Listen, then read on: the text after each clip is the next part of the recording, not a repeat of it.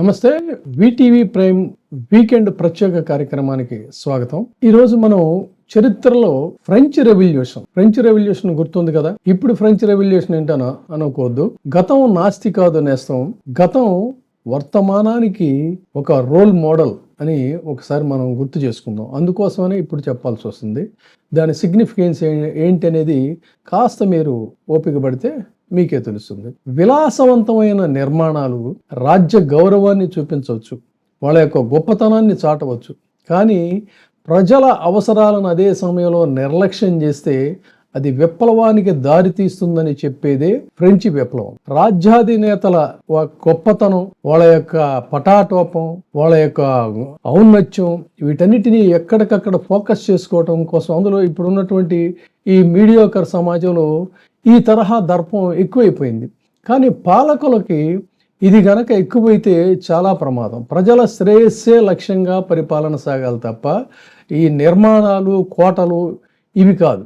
రాజులు నిర్మించిన కోటలు గుర్తుండిపోయినా కూడా ప్రజల కడుపులు నింపకుండా, ప్రజల కనీస అవసరాలు చూడకుండా ఈ విధమైనటువంటి కట్టడాలే అభివృద్ధి అని కనుక అనుకుంటే వాళ్ళ యొక్క నిరంకుశ ధోరణికి ఒక కట్టడం అనేటువంటిది ప్రజలే కడతారు. ప్రజల శ్రేయస్సు లేకుండా చేసే రాజకీయం చరిత్ర ఎప్పుడూ కూడా తిరస్కరిస్తుంది. అభివృద్ధి అంటే ఆకాశ హర్మ్యాలు కాదు, పచ్చని పంట పొలాలు. అందుకనే చరిత్రలో ఈ నిర్మాణాలతో తన యొక్క పతనాన్ని కోరి తెచ్చుకున్నటువంటి రాజు ఎవరు అంటే లూయి. లూయిని మనం రోల్ మోడల్గా చెప్పుకోవాలి. ఆయన యొక్క నిర్మాణం మనకు తెలుసు. వర్సైల్ రాజభవనం అంటే ఈ రోజుకి కూడా చరిత్రలో ఉంటుంది. రాజు అంటే, రాజ్యం అంటే నేను దేవుడు పంపినటువంటి ప్రభువుని, సాక్షాత్తు దేవుడు పంపిన రాజు నేను అని చెప్పని అనుకుంటూ ప్రపంచం అని చెప్పని కలవరిస్తూ ప్రపంచానికి చూపించేందుకు ఈ వర్సైల్ని నిర్మించాడు ఆయన. దాని నిర్మాణం కోసం, ఆ భవనం యొక్క నిర్మాణం కోసం లక్షల పౌండ్లు ఖర్చు పెట్టాడు. ఎటువంటి నిర్మాణం అని అంటే బంగారు తలుపులు, శతదర్పణ గదులు, అంటే ఎటు చూసినా కూడా అద్దాలు, అద్భుతమైనటువంటి ఉద్యానాలు అంటే తోటలు, విలాసవంతమైనటువంటి గదులు ఎక్కడికక్కడ కూడా. సో అలాంటి అపరూపమైనటువంటి నిర్మాణం ఏర్పాటు చేసి ఆహా ఓహో అని చెప్పని ప్రపంచం అనుకోవచ్చు. కానీ ఆ సమయంలో ప్రజల యొక్క స్థితిగతులు ఎలా ఉన్నాయంటే, వాళ్ళు ఈ నిర్మాణాల కోసం అని చెప్పని దీనికోసం, ఇదంతా కూడా పబ్లిక్ మనీయే కదా, ఫ్రాన్స్ ప్రజల్ని పన్నుల భారంతో పిండేసేశారు. మామూలుగా కాదు. వాళ్ళు ఒకవైపు ఏమో ఆకలితో అలమటిస్తూ తీవ్ర ఆర్థిక మాంద్యాన్ని ఎదుర్కొంటుంటే బ్రెడ్ ధరలు కూడా పెరిగిపోయి సాధారణ జీవితం కూడా నరకంగా మారిపోయినటువంటి పరిస్థితుల్లో అవన్నీ అలా విస్మరించి తెలిసి తెలియనట్టు చూసి చూడనట్టు ఉంటూనే దేవుని చేత నియమించబడినటువంటి రాజుని నేను అని చెప్పని ఈ లూయి ఇష్టారాజ్యం కింద చెలరేగిపోయాడు. దాంతో క్రమంగా ప్రజల్లో ఒక అసహనం మొదలైంది. చివరికి ఇది అసమానతలకు దారితీసింది. ఫలితంగా క్రమంగా ఫ్రెంచి విప్లవానికి దారితీసింది. ఇది ఫ్రెంచి విప్లవం గురించి సూక్ష్మంగా 1789లో జరిగినటువంటి ఫ్రెంచి విప్లవం. ప్రజలు తిరగబడి ఆ రాజ్యాన్ని కూలదోశారు. వర్సైల్ భవనం ఫ్రాన్స్ రాజధాని, ఇప్పటికీ పారిస్కి సమీపంలో ఉన్న గొప్ప భవనం. ప్రపంచం అని చెప్తారు కదా, ప్రపంచంలో అత్యంత విలాసవంతమైనటువంటి రాజభవనాల్లో ఇది ఒకటి. కానీ దాని వెనక ఎంతమంది పేద ప్రజల యొక్క రక్తం ఉంది అనేది కూడా ఇక్కడ చరిత్ర చెప్తుంది. అంటే చరిత్రలో ఒక చీకటి అధ్యాయాలకి ఇది ప్రతీకగా నిలిచింది అని చెప్పాలి. రాజ్యం అంటే నేనే, నా మాటకి ఎవరో ఎదురు చెప్పరు అని చెప్పిన చెలరేగిపోయినటువంటి లూయికి చివరికి ఎలాంటి పరిస్థితి వచ్చిందంటే, ఈ బంగారు పోతలు, విలాసవంతమైన తోటలు, విలువైన వస్తువులు, ఎక్కడికక్కడ కళ్ళు మిరుమిట్లు గొలిపోయేటువంటి డైమండ్స్తో కూడినటువంటి లైట్లు, ఇవన్నీ కూడా ప్రజాధనంతోనే పెట్టాడు. అలాంటి దీంతో ఒక్కసారిగా పేదలు వాళ్ళ పన్నులు కట్టలేము, ఆకలి ఒక్క గింజ అన్నానికి కూడా పరితపించాల్సినటువంటి పరిస్థితుల్లో ఈ నిర్మాణాలు జరిగాయి. చివరికి ఏమైందంటే వీళ్ళందరూ కూడా ఆగ్రహం కట్టలు తెచ్చుకుంది. ఫలితంగా 1789లో ఫ్రెంచి విప్లవం జరిగింది. తర్వాత రాజు అంటే లూయి 16 తర్వాత లూయి 16ని ఆయన భార్య మేరీ యాంటోయినెట్ని లూయి 16ని ప్రజలు నిగ్రహం కోల్పోయి గిలటిన్ ద్వారా మరణశిక్ష విధించారు. ఇక మనకి రాజధాని మార్చిన ఔరంగజేబు సంగతి తెలుసు. దానికోసం జనాల్ని తరలించి పండితుల్ని వీళ్ళని దారిలో ఎంతమంది చనిపోయారు, ఎలా చేశారు, ఎన్ని పన్నులు వేశాడు ఏంటి, ఇక దాని గురించి మనకు అనవసరం. అంటే ఇలాంటి నిర్మాణాలు గొప్ప అనుకుంటారు, అది కాదు కావాల్సింది. నిర్మాణాలు కావాలి, అదే సమయంలో అంతకంటే కూడా ప్రజల జీవితాల్ని క్రమంగా నిర్మించడం అనేటువంటిది చాలా మంచిది. ఉదాహరణకి ఈ రోజున పెద్ద పటాటోపంగా హంగామాగా జాతర అన్నట్టుగా మీరు చేసింది చెప్పుకోండి, చేసిన దానికి ఉత్సవాలు జరుపుకోవచ్చు కాదంటలా, కానీ చేస్తున్నటువంటి దానికి ఉత్సవాలు అవసరం. చేసేసిన తర్వాత ఒక ఇనాగరల్ ఫంక్షన్ అనేది చేసుకుంటారు, ముందు ప్రారంభంగా ఏదో సింపుల్గా చేసుకుంటారు. ఎందుకని?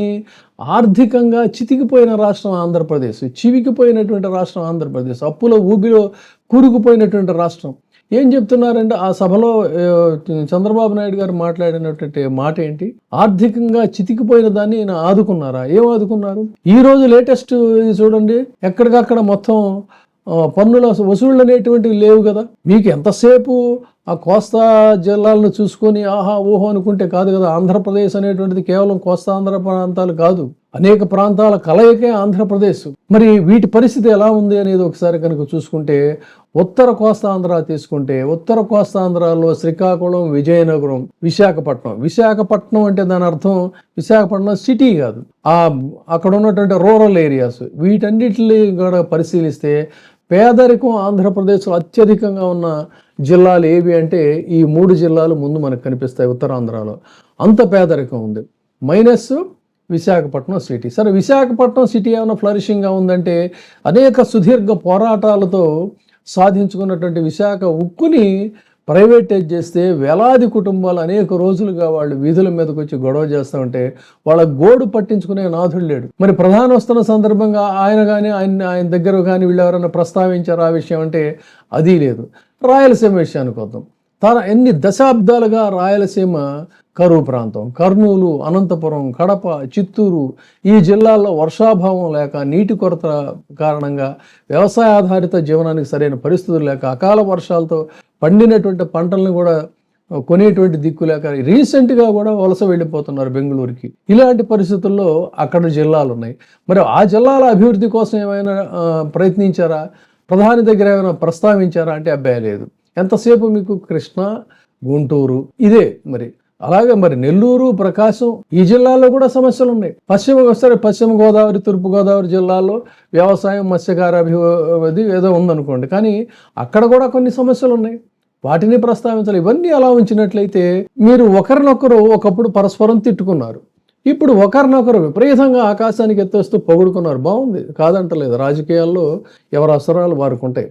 కానీ ఇక్కడే మరి ఆయన ఇక్కడికి వచ్చిన సందర్భంగా ఏపీ హక్కుల మీద ఎందుకని కనీస మాత్రం ప్రస్తావించలా?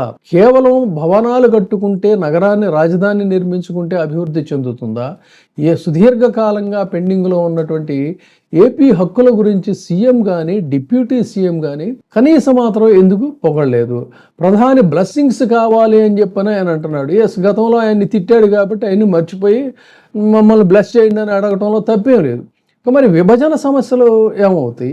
పోలవరం ఎత్తు తగ్గింపు మీద ఎందుకని మీరు ప్రస్తావించలేదు? దాని మీద ఒక క్లారిటీ కోరాల్సినటువంటి అవసరం ఉంది కదా. ఏపీ ప్రత్యేక హోదా సరే మీరు ఎలాగో అడగరో దాన్ని వదిలేసేద్దాం, కానీ విభజన సమస్యలు ఇంకా సుదీర్ఘకాలం పెండింగ్గా ఉన్నాయి కదా. రైల్వే జోన్ అని చెప్పానంటే మళ్ళీ వాళ్ళు అటు ఒరిస్సా వాళ్ళు మెలికి పెడుతున్నారు కదా, దాని మీద ఏదైనా స్పష్టమైన ప్రకటన ఇవ్వాలి కదా. స్టీల్ ప్లాంట్ ప్రైవేటీకరణ గురించి వేలాది మంది ఎదురు చూస్తామంటే కనీస ప్రస్తావన ఎందుకు లేదు? మరి ఆ విధమైనటువంటి పరిస్థితుల్లో ఒక శిలాఫలకం, ఆల్రెడీ ఆయన ఒక శిలాఫలకం ఆవిష్కరించారు, మళ్ళీ ఇంకో శిలాఫలకం తయారు చేయమంటే ఆయన ప్రధాని కూడా మరో శిలాఫలకం ఆవిష్కరించడం నాకు ఇష్టపడలేదంటేనే తెలిసింది ఇది కేవలం ఒక పొలిటికల్ సభ. ప్రజాధనంతో, కోటాను కోట్ల రూపాయల ప్రజాధనంతో నిర్వహించినటువంటి ఒక పొలిటికల్ మీటింగ్ తప్ప మరొకటి కాదు. మీరు అక్కడ చేస్తున్నారు కార్యక్రమాలు, కట్టడాలు ఆల్రెడీ కొన్ని మొదలైనవి, మళ్ళీ రిఫ్రెష్గా మళ్ళీ స్టార్ట్ చేస్తున్నారు. చేయండి, కంప్లీట్ అయిన తర్వాత, రాజధాని పూర్తయిన తర్వాత అప్పుడు పిలవండి. అంతేగాని దేనికి ఇప్పుడు ఈ సభతో ఇంత ప్రజాధనంతో చేయాల్సినటువంటి అవసరం ఏముంది? అదే సమయంలో ఇక్కడ చెప్పేది ఏంటంటే కేవలం ఇక్కడ విశాఖపట్నం సరే రాజధాని వద్దనుకున్నారు, బాగుంది. కానీ ఇక్కడ కడుతున్నటువంటి దీన్ని క్రమంగా ఒకవైపు అక్కడ బిల్డింగ్స్ అవి యాక్టివిటీస్ చేసుకుంటూ సమతూకం పాటించడానికి మిగతా జిల్లాలకు కూడా అభివృద్ధి కార్యక్రమాలు ఉండాలి. కానీ ఒకవైపు చూస్తే నేరాలు, మహిళల మీద నేరాలు పెరిగిపోతున్నాయి, లా అండ్ ఆర్డర్ పరిస్థితి లేదు, నిరుద్యోగ సమస్య, విద్యార్థులు అలో లక్ష్మణ అంటున్నారు, ఉద్యోగులు సరైనటువంటి ఇస్తానన్న మెగా డిఎస్సి అని చెప్పని దగా డిఎస్సి కింద అనౌన్స్ చేశారు.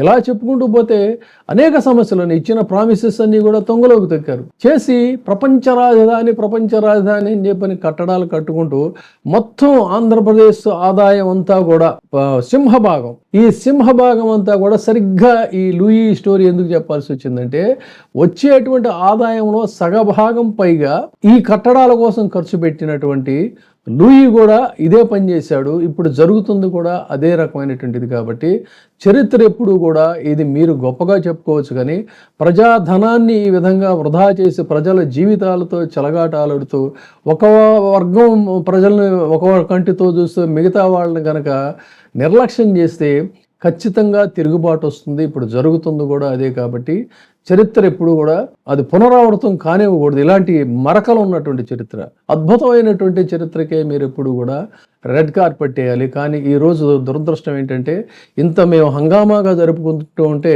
శాపనార్థాలు పెడుతున్నాం అని చెప్పి అనుకోవచ్చు, కానీ చరిత్రను గుర్తు చేయడం కోసం అని చెప్పి ఈ యొక్క స్పెషల్ వీడియోని చేయాల్సి వచ్చింది. మరి ఆలోచించగలిగిన మేధావులు, విఘ్నులు మీరే ఆలోచించి ఇది కరెక్టా కాదా మనం మాట్లాడింది అనేది నిర్ణయం తీసుకోవాలి. Thank you. చూస్తూనే ఉండండి వీటీవీ ప్రైమ్. ఇప్పుడే సబ్స్క్రైబ్ చేయండి, లైక్ చేయండి, షేర్ చేయండి. వీటీవీ ప్రైమ్, మీ ఉత్తమాభిరుచుల సమ్మేళనం.